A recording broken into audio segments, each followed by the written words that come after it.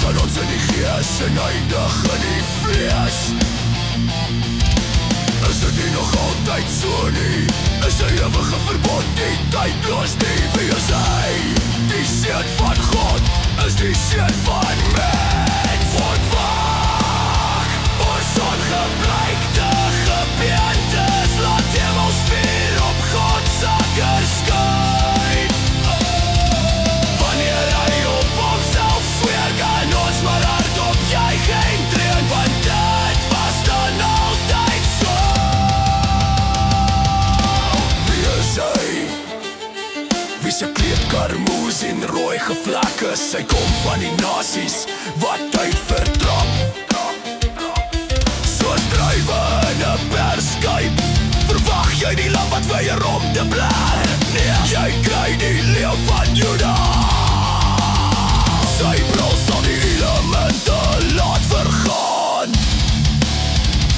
In 'n oomblik, in 'n oogwink.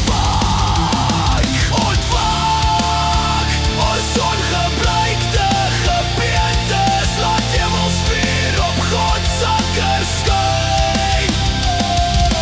Wanneer hy op homself sweer, kan ons maar hardop juig en dreun, want dit was dan altyd so.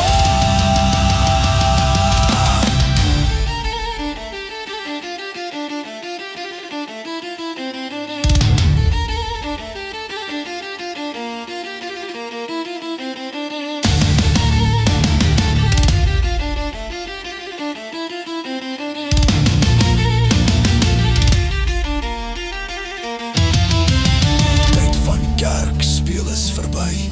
Nou moet ons om waaragtig glo. Kies jou kant en wees gereed. Verstaan die orde van Melchisedek. Kom ons leer vleis eet. Messiah is nog altyd op pad.